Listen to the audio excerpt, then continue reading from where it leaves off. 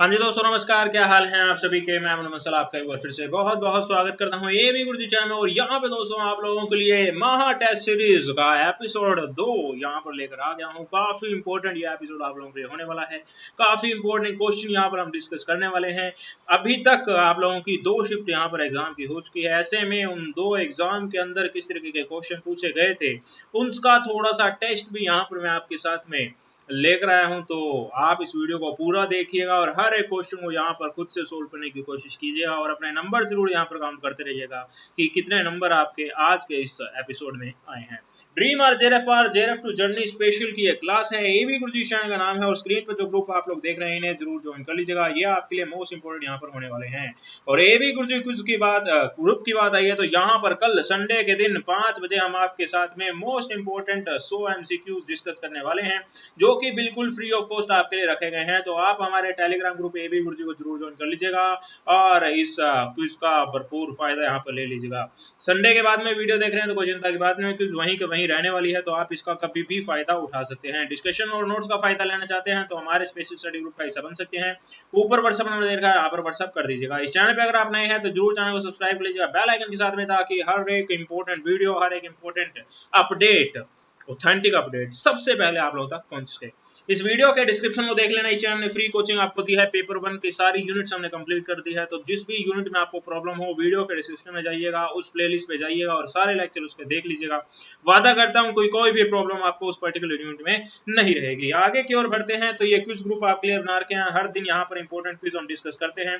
तो अगर आप हर दिन इंपॉर्टेंट क्विज का फायदा लेना चाहते हैं तो ऊपर व्हाट्सएप नंबर दिया है, यहाँ पर व्हाट्सएप कर दीजिएगा, हमारे टीम मेंबर्स आपको यहाँ पर ऐड कर देंगे। आगे की ओर बढ़ते हैं। आज के दिन का पहला क्वेश्चन आपके सामने स्क्रीन पर आ गया है, आंसर बताना शुरू कर देंगे।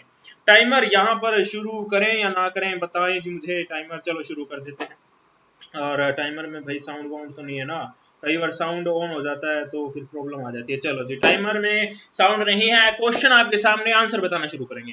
विच of the following are feature of Paris agreement. हाँ जी हाँ जी हाँ जी। The agreement focuses on mitigation, mitigation का मतलब कम करना, हटाना। Measures for environmental pollution. दूसरा आपके पास में the agreement recognises the principle of equity and common, या इक्विटी आप काट भी दें, सिर्फ कॉमन भी कर दें तो भी कोई दिक्कत नहीं है। प्रिंसिपल ऑफ कॉमन आप करते हैं, बट डिफरेंशिएटेड रिस्पॉन्सिबिलिटीज। और तीसरा हमारे पास में Paris agreement pertains to 2020 climate action. Pertains का मतलब संबंधित होना, इससे रिलेटेड, कंसर्न। चलिए जी बताएंगे आंसर क्या है।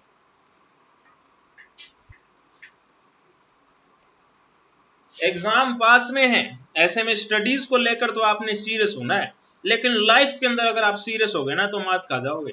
लाइफ के अंदर सीरियस मत हो जाना कि भाई एग्जाम आने वाला है, इसको लेकर हर वक्त आपके दिमाग में घूमता रहे कि एग्जाम है एग्जाम है एग्जाम है। ये चीज बहुत खतरनाक हो जाएगी, दिमाग डर जाएगा आप लोगों का। ऐसा बिल्कुल भी मत करना। और मेरे चैनल के साथ में शुरुआत से जुड़े हुए तब तो बिल्कुल भी मत करना। अभी हाल ही में जुड़े तो चिंता मत करो, एग्जाम आने तक डर निकाल दूंगा दिल से।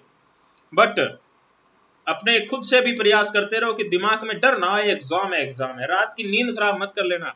ये नहीं होना चाहिए सुबह उठो तो दिमाग में आए एग्जाम है पढ़ने बैठ जाओ। ना ना ना ना ना, मन कर रहा है पढ़ने बैठेंगे और फिर 100% प्रोडक्टिविटी आपको देखने को मिलेगी। ये एक सिंपल सी ट्रिक्स मैं आपके साथ में यहाँ पर डिस्कस कर सकता हूँ।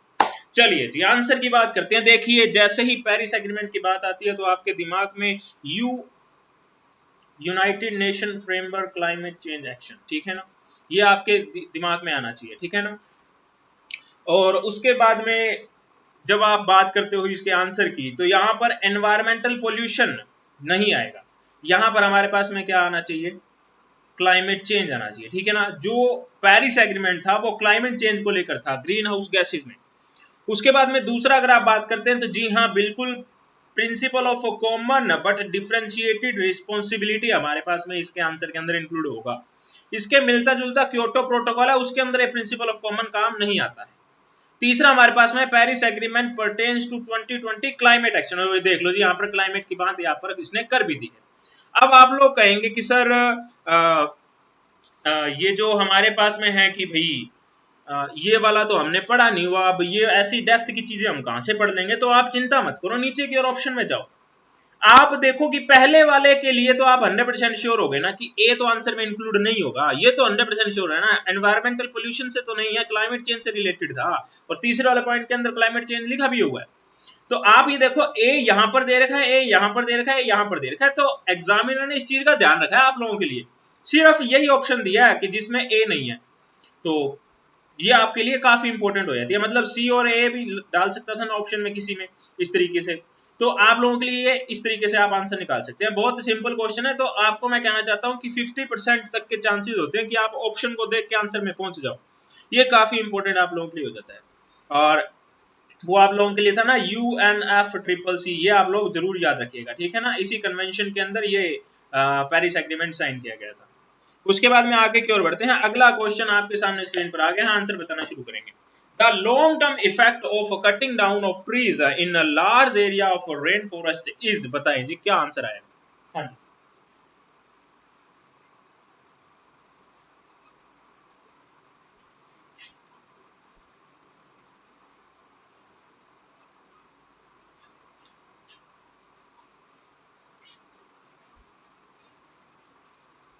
कल का दिन बहुत खास है क्योंकि कल जो हम क्विज आपके साथ में डिस्कस करेंगे उसमें जो अभी 2 दिन के टेस्ट हुए हैं, यानी 4 शिफ्ट के क्वेश्चंस को भी यहाँ पे इंक्लूड करेंगे। तो काफी इंपॉर्टेंट है और आपको आपके लेवल का पता लग जाएगा कि किस लेवल पे आपकी तैयारी यहाँ पर है। तो काफी इंपॉर्टेंट है और कल का आप जरूर कीजिएगा। Telegram group A B Guruji free of cost, Telegram पे जाइएगा, ए बी गुरुजी सर्च कीजिएगा और ज्वाइन कर लीजिएगा। चलो यहाँ पर देखिए जी, देखिए पहले ऑप्शन आपके पास में क्या है, increase rainfall in those areas. Increase तो कैसे हो जाएगा जब अपनों ने कटिंग डाउन ही कर दिया ट्रीज का, तो इंक्रीज तो हो नहीं सकता, बचपन में पड़ा हुआ है ये तो। जो पेड़ हैं वो बारिश बुलाने का काम करते हैं, बारिश का, ठीक है ना। अब हटा दिए तो फिर बारिश कहाँ से आ जाएगी, डिक्रीज जरूर हो सकती है। दूसरे ऑप्शन में हमारे को दे रखा है decrease rainfall in those areas, बिल्कुल सही हो सकता है आंसर में। अभी आगे बढ़ते हैं। Increase in wind speed in those areas, हाँ हो सकता है आंसर में। Increase rate of soil erosion, हाँ जी हाँ जी हाँ जी, जब हम बचपन में पढ़ते थे उस वक्त में हमें बताया जाता था कि मिट्टी का कटाव ना हो इसलिए वृक्षों को काटना नहीं चाहिए, और उसके बाद में हमें पढ़ाया जाता था कि वृक्षों से जो है वो बारिश आने में मदद मिलती है, तो वृक्ष होंगे तो बारिश आएगी। तो फर्स्टली आपके दिमाग में क्या आना चाहिए, सबसे इंपॉर्टेंट क्या है, लॉन्ग टर्म इफेक्ट की यहां पर बात की गई है, long term effect of cutting down of trees in large area of rain forest. अब रेन फॉरेस्ट है यानी कि रेन तो वहां आती होगी ना, तो डिक्रीज इन रेन की बात नहीं कर सकते। और रेन फॉरेस्ट की बात की है तो सबसे पहले दिमाग में क्या आएगा कि रेन तो आएगी वहां पर, अगर वहां पर पेड़ नहीं होंगे तो मिट्टी के कटाव जैसी समस्या खास तौर पर यहां पर उभर के सामने आ जाएगी। स्पीड विंड्स की समस्या हो जाएगी, लेकिन सबसे ज्यादा जरूरी यहाँ पे सॉइल इरोजन हो जाएगा। तो 3 ऑप्शन आपके दिमाग खराब करने के लिए काफी थे, लेकिन अगर दिमाग खुला होगा, थोड़ी सी गहराइयों में चीजों को समझ पाएंगे आप लोग, तो डी इसका आंसर लगा सकते हैं, डी यानी कि 4 नंबर इसका आंसर। एग्जाम में आपको ऐसे ऑप्शन देखने को मिलेंगे जो आपको सही लगेंगे, यही तो नेट के एग्जाम की खूबसूरती है। अब ये मुझे खूबसूरती लगती है, स्टूडेंट को ये बड़ी दिक्कत वाली बात लगती है, बट मैं एज ए टीचर आपके साथ में बात कर रहा हूँ, एज ए लेक्चरर यहाँ पर बात कर रहा हूँ, क्योंकि काबिलियत होनी चाहिए स्टूडेंट के अंदर चीजों को एनालाइज करने की। तो बिल्कुल सही क्वेश्चन यहाँ पर ये बनाया गया एग्जामिनर द्वारा, जिसने ये बनाया, और मैं बड़ी रिस्पेक्ट करता हूँ क्वेश्चन बनाने वाले की, बहुत मेहनत लगती है क्वेश्चन बनाने में।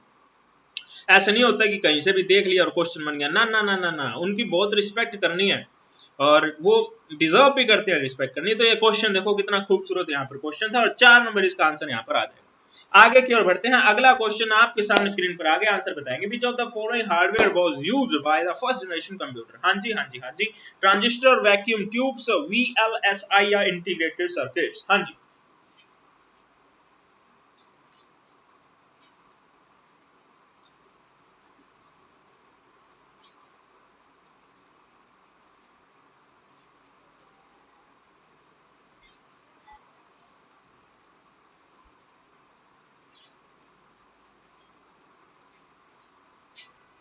चलिए जी, बहुत सिंपल क्वेश्चन यहाँ पर था, इसका आंसर मैं आपको बताऊंगा, लेकिन एक क्वेश्चन और डिस्कस करना चाहूंगा। ये क्वेश्चन आपसे पिछले सालों के एग्जाम में पूछा गया है, और जो अगला क्वेश्चन मैं आपको दिखाने वाला हूं वो भी पूछा गया है। तो आप इन चीजों से समझने की कोशिश कीजिएगा कि एनटीए किस तरीके से क्वेश्चन बना रहा है। अगला क्वेश्चन आपके सामने स्क्रीन पर ये रहा जी वो क्वेश्चन, और इसका आंसर आप बताओ, फिर मैं आपको एक्सप्लेन करूंगा इनको। हाँ जी, बिल्कुल सेम क्वेश्चन आपके लिए रखा गया है, लेकिन जो कॉन्सेप्ट है क्वेश्चन का, जो क्वेश्चन को पूछने का तरीका है, वो देखो किस तरीके से बदल दिया। अब ये सेम ईयर के अंदर अलग अलग पेपर के अंदर पूछा गया है, बताओ जी क्या आंसर है। इसीलिए मैं आप लोगों के साथ में प्रीवियस ईयर के क्वेश्चन डिस्कस करता हूं और डेप्थली समझा देता हूं, ताकि प्रीवियस ईयर के क्वेश्चन का कुछ भी मैचिंग वाला क्वेश्चन आपका आ जाना है, कुछ भी जोड़ते हुए, कुछ छोटा सा भी लिंकिंग करते हुए क्वेश्चन आ जाए तो आप उसका आंसर दे पाओ। इसलिए मैं चारों ऑप्शन को समझाने की कोशिश यहाँ पर करता हूँ। तो आंसर बताओ जी, इस क्वेश्चन का बताओ अब आंसर।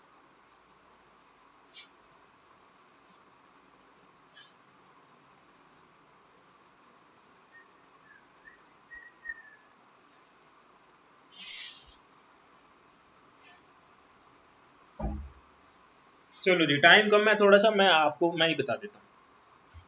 देखिए, जब आप फर्स्ट जनरेशन की बात करते हो तो पहले वाला जो क्वेश्चन था वो यही था, फर्स्ट जनरेशन का क्या है, तो वैक्यूम ट्यूब्स आपके पास में आएंगे। वैक्यूम ट्यूब क्या है, एक काफी मतलब इस तरीके की ट्यूब थी जो काफी हीट प्रोड्यूस करती थी। अब हीट प्रोड्यूस करने के पीछे कारण क्या था, उससे क्या है वो सर्किट बनाती थी सीपीयू के अंदर, तो सीपीयू के अंदर सर्किट बनाने का काम जो करती थी वो वैक्यूम ट्यूब करती थी। फर्स्ट जनरेशन यानी पहली पीढ़ी के जो कंप्यूटर थे। उसके बाद में तो आगे की ओर विकास हुआ, दूसरी पीढ़ी पे गए तो सर्किट बनाने का काम किसने किया, ट्रांजिस्टर ने करना शुरू कर दिया। तो सेकंड जनरेशन में आपके पास में ट्रांजिस्टर चला गया। उसके बाद में क्या हुआ, इंटीग्रेटेड सर्किट आ गया हमारे पास में, वो थर्ड जनरेशन में चला गया। उसके बाद में very large scale integrated circuit micro processor हमारे पास में आ गया, यानी वेरी लार्ज स्केल पर चला गया। इंटीग्रेटेड एक हो गया, वेरी लार्ज स्केल पर चले गए, तो वो चौथी पीढ़ी हमारे पास में है। तो ये कॉम्बिनेशन हमारे पास में बन जाएगा, चारों का ही काम सर्किट बनाने का होता था। बात समझ में आ रही है क्या आप लोगों को? तो ये आपके पास में आंसर है। इस तरीके से अब आपने समझ लिया ना, तो अब आप जिंदगी भर इस चीज को नहीं मिलोगे। पहले वैक्यूम ट्यूब से हीट जनरेट की जाती थी, हीट के थ्रू सर्किट बनाया जाता था, फिर ट्रांजिस्टर का निर्माण हो गया, फिर इंटीग्रेटेड सर्किट बन गया और फिर very large scale integrated circuit बन गया। ये हमारे पास में आंसर है और चार पीढ़ी हमारे पास में आ गई। तो क्या कॉम्बिनेशन बना, 3-1-4-2 बना है, 3-1-4-2 दूसरे नंबर पे है और राधे राधे बोलकर आगे की ओर बढ़ जाएंगे। जल्दी से बताएंगे, बात समझ में आ गई क्या? जब मैं 7वीं क्लास में हुआ करता था, सॉरी 7th क्लास में हुआ करता था।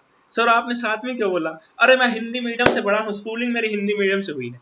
तो उस वक्त में जो हमारे टीचर थे, अध्यापक थे, हालांकि उनको देखने पर लगता नहीं था कि उन्होंने कभी कंप्यूटर चलाया है, पर वो हमारे को कंप्यूटर पढ़ाते थे। और स्कूल का बजट इतना नहीं होता था कि पूरी क्लास को वो कंप्यूटर लैब में लेके जा सके, तो 1 से लेके 15 रोल नंबर तक के बच्चे जाते थे, फिर अगली क्लास में 15 से आगे तक के बच्चे जाया करते थे। तो वो हमारे को लिखाते थे और मेरे को वो कॉपी में आज भी याद है, प्रथम पीढ़ी करके उन्होंने बड़ा सारा मैटर लिखाया था, द्वितीय पीढ़ी करके बहुत सारा मैटर लिखाया था। तो आज मेरे को वो अचानक से आंखों के आगे ऐसे आ गया, तो मैंने आपके साथ में डिस्कस कर लिया। हालांकि मैं बड़ी रिस्पेक्ट करता हूँ मेरे सारे पुराने टीचर्स की, उस वक्त में मोबाइल वगैरह इतने नहीं होते थे, वरना मैं नंबर सेव कर लेता हूँ उनका। तो आज मुझे याद आ गए वो टीचर। चलो जी आगे की ओर बढ़ते हैं प्रेम प्यार से। अगला क्वेश्चन आपके सामने स्क्रीन पर आ गया है, आंसर बताना शुरू करेंगे। मैच करना है, ए को बी से स्ट्रीम बता रखी है और नेचर ऑफ कोर्सेज बता रखा है। हाँ जी, लिंकिंग करिए दिमाग खोल के। चलो मैं ही बता देता हूँ आप लोगों को क्या है। इसके लिए हमारे पास में टिप किस तरीके से मैंने आपको दी कि आपने कॉलम बी से शुरुआत करनी है हमेशा। पहले आपको इंजीनियरिंग और आपके पास में आर्किटेक्चर दे रखा है, ठीक है ना, आर्किटेक्चर। उसके बाद में आपके पास में कारपेंटरिंग और स्विंग है। अब देखिए इंजीनियरिंग आर्किटेक्चर का आपको समझ नहीं आया भाई, प्रोफेशनल में लेके जाएं कि टेक्निकल में लेके जाएं कि किस में लेके जाएं, समझ नहीं आ रहा। चलो कोई बात नहीं, समझ नहीं आ रहा तो दूसरे पे बढ़ जाएंगे। जिस पर 100% श्योर होंगे ना, बस वही हमने पकड़ना है, 100% श्योरिटी।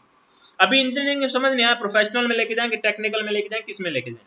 लेकिन जब दूसरा देखना कारपेंटरिंग और स्विंग, तो स्विंग का मतलब क्या है, सिलाई का काम। अब सिलाई का काम किससे रिलेटेड है, स्किल से रिलेटेड है। इसका टेक्निकल से, एकेडमिक से, प्रोफेशनल से कोई लेना देना नहीं है। यहां पर ये मैचिंग हमारे पास में 100% श्योरिटी वाली आ गई। अब क्या करना है, तीसरे की ओर बढ़ना है। ना ना ना ना ना, तीसरे की ओर नहीं बढ़ना, अब जाना है नीचे की ओर कि भाई ऐसा कौन सा ऑप्शन है जिसमें डी का दूसरे से मिलान कर रखा है। डी का दूसरे से मिलान हमारे पास में सिर्फ चौथे ऑप्शन में कर रखा है। वल्ला वल्ला, क्या बात हो गई जी, क्या बात हो गई। इसको टिक किया और आगे की ओर बढ़ गए अगले क्वेश्चन पे, कोई और देखने की जरूरत भी नहीं है। ये हो गई जेआरएफ के लेवल की बात। एक कंडीशन जरूर याद रखना, 100% श्योरिटी है इसमें, 100% श्योरिटी, 100% श्योरिटी। ये जेआरएफ के लेवल की बात, जेआरएफ के लेवल की ट्रिक मैंने आपके साथ में डिस्कस कर ली है। अभी तो हम घर पर बैठे हैं इसलिए आगे भी सोल्व कर लेंगे। मेडिसिन और लॉ हमारे पास में आ गया। ये क्या चीज है, इसमें हमारे पास में किस चीज की जरूरत पड़ती है, ये हमारे पास में प्रोफेशनल वर्क है। हर कोई व्यक्ति मेडिसिन नहीं दे सकता है, लॉ की डिग्री हर एक के पास में नहीं है, प्रोफेशनल वर्किंग्स है। ये हमारे पास में किस में चलाएगा, एक का तीसरे के साथ में मैच करेगा। आर्ट एंड कॉमर्स एकेडमिक से रिलेटेड है, इसका कोई लेने देना टेक्निकल से नहीं है। टेक्निकल का मतलब इंजीनियरिंग से ही आ जाएगा, सीधी सीधी बात हमारे पास में है, आर्किटेक्चर इंजीनियरिंग हमारे पास में है। तो देखिए जी क्या बन गया हमारे पास में कॉम्बिनेशन, 3 बन गया, 4 बन गया, 1 बन गया और 2 बन गया। 3 4 1 2 हमारे पास में चौथे ऑप्शन में है और इसे हमने सोल्व कर लिया है। बताइए बात समझ में आ गई क्या? जो जेआरएफ के लेवल की बात है, जो नेट के लेवल की बात है, इन दोनों की डिफरेंस को आपको समझना पड़ेगा डियर। ये चीज आपने समझ ली ना तो जेआरएफ आ जाएगी। जेआरएफ और नेट के बीच में एक छोटा सा डिफरेंस है 10 सेकंड। बात समझ में आ गई होगी। चलो जी आगे की ओर बढ़ जाते हैं। अगला क्वेश्चन आपके सामने स्क्रीन पर आ गया है, आंसर बताना शुरू करेंगे। Which of the following statement explains the concept of gross enrolment ratio? हाँ जी बताएं जी।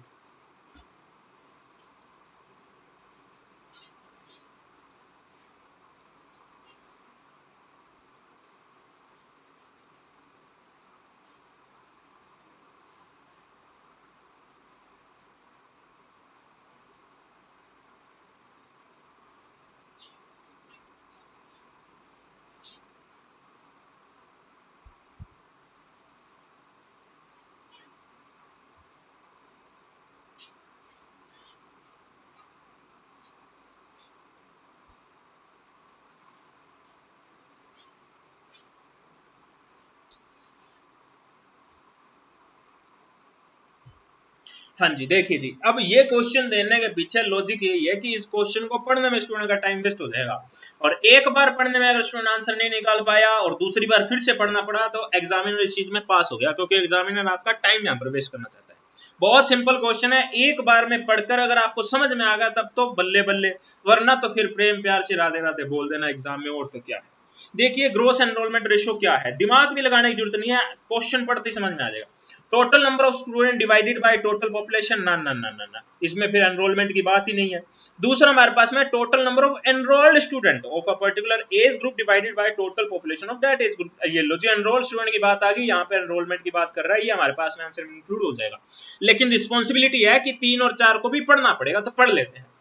Total number of student divided by total number of children not admitted in institution, ना ना ना ना, कोई रिलेशन ही नहीं बैठता जी।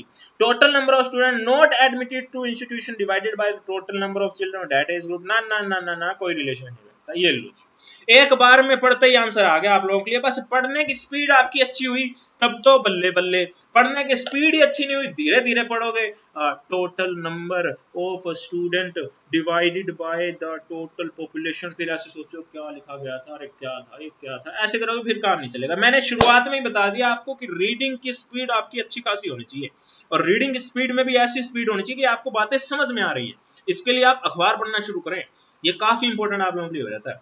और इस चीज का एक बुरा वो पर्सपेक्टिव भी मैं आपके साथ में डिस्कस कर ही लेता हूँ। चलो क्या हुआ कि कई बार स्टूडेंट मुझे बोलते हैं कि सर आप बड़ा फास्ट बोल जाते हो, तो हम जो है वो साउथ की ओर से बिलोंग करते हैं, ऐसे में हिंदी समझना हमारे लिए वैसे भी थोड़ी मुश्किल हो जाती है, तो आप जब फर्स्ट बोल जाते हो ना तो वो तो फिर हमारे बाउंसर चला जाता है, हालांकि आप पढ़ाते बहुत अच्छे।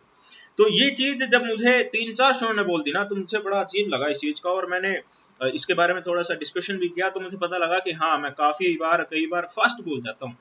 तो मैं इस चीज पे हालांकि वर्क कर रहा हूँ, लेकिन आप लोग अगर धीरे पढ़ते हैं तो आपको इस चीज में घबराने की जरूरत नहीं है, आप तो बल्कि इसको फास्ट करने की कोशिश करो। और मैं अपने आप की बोलने की स्पीड को थोड़ा सा कम करने की कोशिश करूँ, कई बार मैं वास्तव में काफी फास्ट बोल जाता हूँ। तो खैर क्या करें, और खैर अब क्या करूँ, चलो इस बात में कंट्रोल करने की कोशिश करूँ। आगे की ओर अगला क्वेश्चन आपके सामने स्क्रीन पर आ गया, आंसर बताना शुरू करेंगे।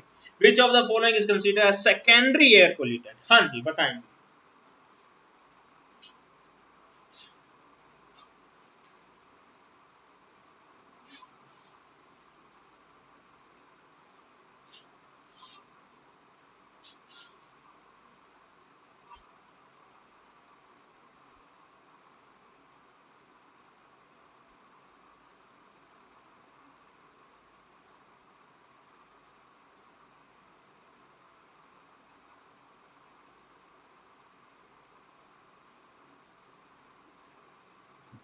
चलिए जी, देखिए सबसे पहली बात आपको पता होना चाहिए, अभी सेकेंडरी एयर पोल्यूटेंट और प्राइमरी एयर पोल्यूटेंट क्या होता है। प्राइमरी का मतलब होता है कि सोर्स से जो पोल्यूटेंट निकला है वो सीधा के सीधा हमारे एनवायरनमेंट को खराब कर रहा है, वो प्राइमरी हो गया। सेकेंडरी का मतलब हो गया जो प्राइमरी पोल्यूटेंट दो मिलकर कोई नया पोल्यूटेंट हमारे पास में बना रहे हैं, तो वो हमारे पास में सेकेंडरी पोल्यूटेंट हो जाता है। तो ओजोन हमारे पास में ऐसा पोल्यूटेंट है जो कि दो अलग अलग गैसेज से मिलकर बनता है। अब वो गैसेज क्या है, ये हमारे पास में आई गेस हाइड्रोकार्बन था और नाइट्रस ऑक्साइड था, ठीक है ना, nitrous oxide, nitrogen oxide, hydrocarbon और नाइट्रोजन ऑक्साइड। नाइट्रोजन ऑक्साइड का क्या फॉर्मूला था, NO, नाइट्रोजन ऑक्साइड NOx था आई गेस, इस तरीके से नाइट्रोजन ऑक्साइड। ये हमारे पास में दो गैसेज हैं जिनको मिलाकर जो मतलब सूर्य की किरणों की मौजूदगी में अगर ये दोनों गैसेज लीक होती हैं तो ये सूर्य की किरणों के साथ में मिलकर ओजोन का निर्माण कर देती है, तो ये हमारे पास में सेकेंडरी पोल्यूटेंट हो जाता है। नाइट्रिक ऑक्साइड, सल्फर डाइऑक्साइड, ये सारे के सारे प्राइमरी हैं हमारे पास में, तो एकमात्र जो मिलकर बनता है वो ओजोन हो जाता है। अब सेकेंडरी पोल्यूटेंट में आप रेनफॉल को ले लो, एसिड रेन को, एसिड रेन, ये भी सल्फर डाइऑक्साइड वाटर वगैरह के कॉम्बिनेशन से मिलती है, तो ये हमारे पास में क्या है, सेकेंडरी एयर पोल्यूटेंट है, ठीक है ना। और आप और लेना चाहें तो मेरे को याद नहीं आ रहा यार, आप ले सकते हैं NO2 को, ठीक है ना, NO2 ये हो गया नाइट्रोजन डाइऑक्साइड, ये नाइट्रोजन ऑक्साइड था, ये नाइट्रोजन डाइऑक्साइड है। नाइट्रोजन डाइऑक्साइड भी दो अलग अलग पॉल्यूटेंट से मिलकर बनता है। अब वो मेरे को याद नहीं है यार, इतनी साइंस मैंने नहीं पढ़ी हुई, मेरे को जो याद थी वो मैंने आपको बता दी। तो सेकेंडरी एयर पोल्यूटेंट क्या होता है ये आपको खास तौर पे पता होना चाहिए, जो अलग अलग पोल्यूटेंट से मिलकर कोई तीसरा कॉम्बिनेशन हमारे पास में बन जाए वो सेकेंडरी हो जाता है। प्राइमरी सीधा सीधा हमारे पास में नाइट्रोजन और ये सब आपके लिए है। बात समझ में आ गई होगी आप लोगों को, जी हाँ सर समझ में आ गई, तो आगे की ओर बढ़ो ना, रुके क्यों हो। अगला क्वेश्चन आपके सामने स्क्रीन पर आ गया, आंसर बताना शुरू करेंगे। Computer uses which number system to store data and perform calculation. हाँ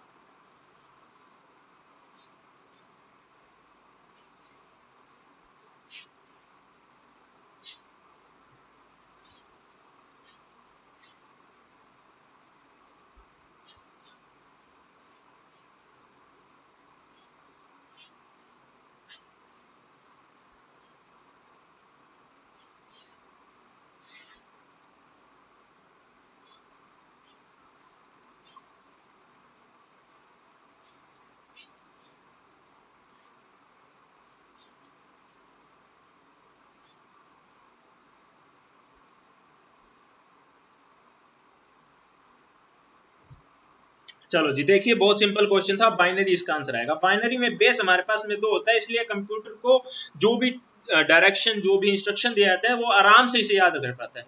0 और 1 हमारे पास में सिर्फ दो डिजिट ही है, तो ऐसे में दो डिजिट के कॉम्बिनेशन कंप्यूटर के लिए याद करना आसान होता है, इसलिए बाइनरी सिस्टम को यहाँ पर यूज किया जाता है।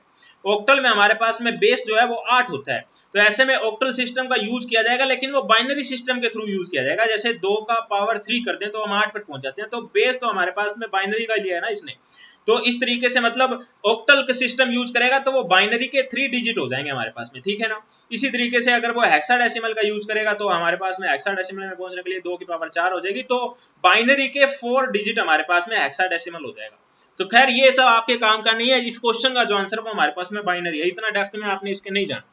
और वैसे नॉलेज के पॉइंट ऑफ व्यू से मैंने आपको बता दिया, और डेसिमल में तो हम लोग करते हैं 0 से लेकर 9 तक का जो होता है वो डेसिमल है, इसी नंबर सिस्टम को तो हम फॉलो करते हैं। कंप्यूटर जो फॉलो करता है वो बाइनरी, क्योंकि कंप्यूटर को ज्यादा फिर माथापच्ची करने की जरूरत नहीं होती। 0-1 हमारे पास में कंप्यूटर जो है वो इस लैंग्वेज में काम करता है।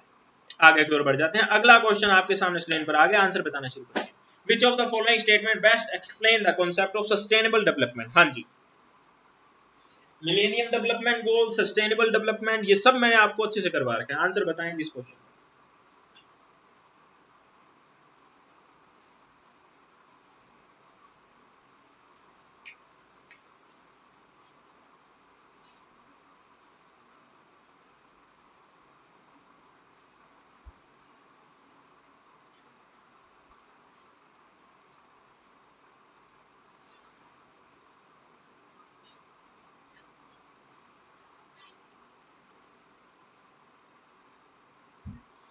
हाँ जी, देखिए जी क्या है, use of natural resources minimally, use of natural resources for our benefit, ये तो बिल्कुल भी नहीं, ये तो खुदगर्ज वाली बात होगी। अरे खुदगर्ज थोड़ा है।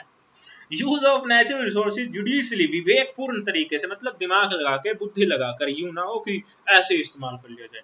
सो that they are available for future generation. और चौथा है preserve our natural resources for future generation. अब ये चौथे वाला कोई स्टूडेंट को लग सकता है, लेकिन मैं उन्हें कहना चाहता हूँ थोड़ा सा दिमाग लगाओ। अगर आप उसे प्रिजर्व ही कर लोगे फ्यूचर जनरेशन के लिए, तो अभी की जो जनरेशन काम कर रही है वो फिर क्या करेगी, वो देखेगी। ऐसा नहीं हो सकता कि अभी की जनरेशन काम में ना ले और बाद वाली जनरेशन के लिए आप प्रिजर्व करते रहे, ये तो बिल्कुल भी नहीं हो सकता, ऐसा नहीं होना चाहिए। तो आप इसका अभी विवेकपूर्ण तरीके से इस्तेमाल करो ताकि फ्यूचर जनरेशन भी उसका इस्तेमाल कर सके। ये हमारे पास में बिल्कुल सही और सूटेबल आंसर है। तो आपके पास में अगर नॉलेज नहीं भी है तो भी आप इसका सही से आंसर दे सकते थे, थोड़ी सी बेसिक सेंस से। तो आई होप कि आप सभी ने सही आंसर दिया होगा और इतना सेंस तो आपका आ ही गया होगा, इतनी क्लासेस आप लोगों ने लगा ली है यार। अगला क्वेश्चन आपके सामने स्क्रीन पर आ गया है, आंसर बताना शुरू कर देंगे। हाँ जी। A/N is a computer program that spreads by inserting copies of itself into other executable code or documents. हाँ,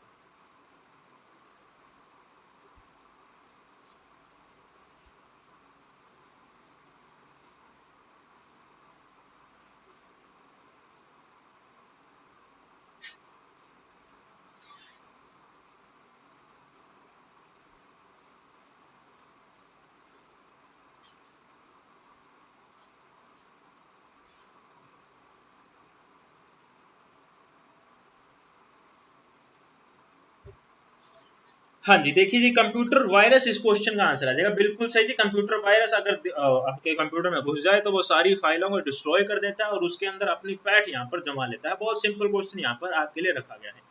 और अगर आप फायरवॉल का आंसर इसका टिक करना चाहें तो इसका आंसर फायरवॉल नहीं होगा। फायरवॉल बेसिकली आपके सिक्योर कनेक्शन और अनसिक्योर कनेक्शन के बीच की दीवार का काम करता है, ठीक है ना। तो आपका कंप्यूटर अगर किसी नेटवर्क से जुड़ा हुआ है तो वो सिक्योर है, ट्रस्टेड नेटवर्क है, तो उसके बीच में यहाँ पर दीवार का काम करता है ताकि कोई अनट्रस्टेड नेटवर्क आपके कंप्यूटर के अंदर ना आए। और वायरस का मतलब यही है कि वायरस बेसिकली, जब मैं छोटा होता था तो उस वक्त में जब वायरस सुनते थे तो वायरस का मतलब अपने कोई जीव से ही ले लेते थे ना। तो मैं सोच रहा कंप्यूटर के अंदर कोई ऐसे बैक्टीरिया सा कुछ घुस जाता होगा, वो फिर खराब कर देता होगा काम को। तो फिर बाद में पता लगा रहे जैसे प्रोग्राम होता है वैसे वायरस होता है। तो खैर, और खैर ये यादें हैं पुरानी, कभी कभी मेरे को याद आ जाती हैं। तो खैर, कंप्यूटर वायरस हमारे पास में प्रोग्राम ही है, वो किसी भी वेबसाइट के थ्रू आ सकता है, मेल के थ्रू आ सकता है, किसी पेन ड्राइव के थ्रू आ सकता है, तो किसी भी जरिए से आ सकता है वो। और अगर वो आ गया तो आपके डॉक्यूमेंट्स को, आपके प्रोग्रामिंग को वो डिस्ट्रॉय कर सकता है। सीधी सीधी बात यहाँ पर है। आगे की ओर बढ़े तो अगला क्वेश्चन आपके सामने है, आंसर बताना शुरू करेंगे। Which pollutant is a major source of marine pollution? हाँ जी।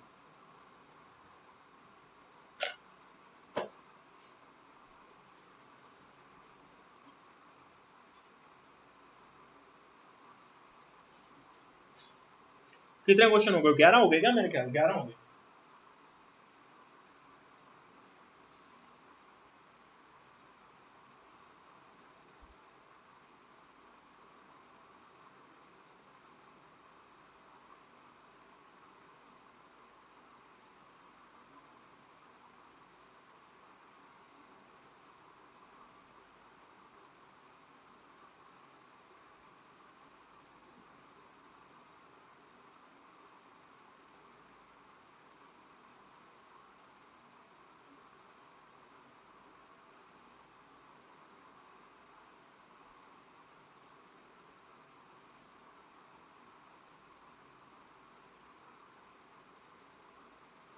चलो जी। हाँ, देखिए इस क्वेश्चन के लिए क्या है, एक बार 2018 के अंदर, जुलाई 2018 में क्वेश्चन पेपर हुआ था, उसमें इन्होंने ये क्वेश्चन डाल दिया। उसमें इन्होंने आंसर दे दिया एग्रीकल्चर रन ऑफ का। और एक और एग्जाम हुआ था, उसको ईयर मेरे को याद नहीं है, उसमें इन्होंने ये क्वेश्चन डाल दिया, उसमें इन्होंने आंसर दे दिया सीवेज का। तो अब जो ये क्वेश्चन आया है उसके लिए जो आंसर इसका आना चाहिए वो 1 और 4 दोनों ही आ जाएगा। तो इनके आंसर की के अंदर भी 1 और 4 ही दे रखा है और ये भी इनका सही आंसर कहा जाएगा। 1 और 4 इस क्वेश्चन का सही आंसर। तो अगर आपने ए बताया तो कोई चिंता की बात नहीं है, डी बताया तो भी कोई चिंता की बात नहीं, बट अब आप अपनी नॉलेज को थोड़ा सा बढ़ा लीजिए। जब आप बात करते हो major source of marine pollution की, तो यहाँ पर एग्रीकल्चर रन ऑफ भी आएगा और सेवेज भी आएगा, ठीक है ना। चलो जी चलो जी चलो जी। तो ये आप लोगों के पास में मैं वीडियो लेकर आया था और उम्मीद करता हूँ कि आपके अच्छे नंबर यहाँ पर बने होंगे। जल्दी से अपने नंबर मेरे साथ में शेयर करना शुरू करेंगे। और एक क्वेश्चन और था यार, वो आई गेस हट गया है। चलो वर्बली आपसे पूछ लेता हूँ। आप मेरे को ये बताओ, जब आप न्यूक्लियर वेस्ट को डिस्पोज ऑफ करने की बात करें, तो क्या बेस्ट सोर्स आपके पास में हो सकता है, ठीक है ना। न्यूक्लियर वेस्ट जो हमारे पास में होती है उसको डिस्पोज ऑफ करना है। आप जानते हैं रेडियो एक्टिव होती है, वो काफ़ी डैमेजफुल होती है। तो न्यूक्लियर वेस्ट को आपने डिस्पोज ऑफ करना है, खत्म करना है, डंप करना है, तो वो क्या बेस्ट तरीका आपके पास में हो सकता है, ये क्वेश्चन था। चलो, और इतने आप लोग नंबर शेयर करें अपने। और यहाँ पर मैं एक बार फिर से याद दिला दूं, कल इंपॉर्टेंट क्विज आपके लिए एबी गुरुजी फ्री ग्रुप के अंदर ज्वाइन की जाएगी। काफी इंपॉर्टेंट आप लोगों के लिए होने वाली है, इसे आप लोग जरूर ज्वाइन कर लीजिएगा। और अगर आप डिस्कशन नोट्स का फायदा लेना चाहते हैं, हर दिन क्विज का फायदा लेना चाहते हैं, तो आप हमारे स्पेशल स्टडी ग्रुप का हिस्सा बन सकते हैं। उसके लिए आप ऊपर दिए गए व्हाट्सएप नंबर व्हाट्सएप कर दीजिए ना, हमारे टीम मेंबर्स आपको बता देंगे कैसे आप यहाँ पर ऐड हो सकते हैं। तो नंबर आपके अच्छे आए होंगे और उसका आंसर है हमारे पास में सोल्ट माइंस, ठीक है ना। ओशन का भी आ सकता है यहाँ पर, लेकिन जो काफी कारगर है हमारे पास में वो सोल्ट माइंस का है, नमक की खदानें। वहां पर इसका डिस्पोज ऑफ, इसको डंप किया जा सकता है बहुत अच्छे तरीके से। और ओशन की गहराइयों में, समुद्र की गहराइयों में यहाँ पर इसको किया जाता है, लेकिन वो काफी लंबा प्रोसीजर है, 5 साल तक रखना पड़ता है और उसके बाद में ड्राई स्टोरेज में रखना पड़ता है। काफी एक्सपेंसिव है और काफी क्या कहते हैं उसको, जोखिम भरा भी है वो। तो सोल्ट माइंस जो है वो काफी इसके लिए कारगर साबित है, और कारगर है इसलिए ये इसका आंसर होना चाहिए, ठीक है ना। सोल्ट माइंस इसका आंसर है। तो उम्मीद करता हूँ आप सभी ने वीडियो को लाइक कर दिया होगा। लाइक करने के साथ में इस चैनल पे अगर आप नए हैं तो जरूर चैनल को सब्सक्राइब कर लीजिएगा, और यहाँ तक आ गए हो तो वीडियो को शेयर भी कर दो ना, बाकी स्टूडेंट तक इस चैनल को पहुंचाओ ना, छोटे चैनल को बड़ा बनाओ ना, अपनी रिस्पॉन्सिबिलिटी निभाओ ना, अरे निभाओ ना। राधे राधे। चलो जी, इस वीडियो को देखने सभी का बहुत बहुत धन्यवाद। जय हिंद, जय भारत।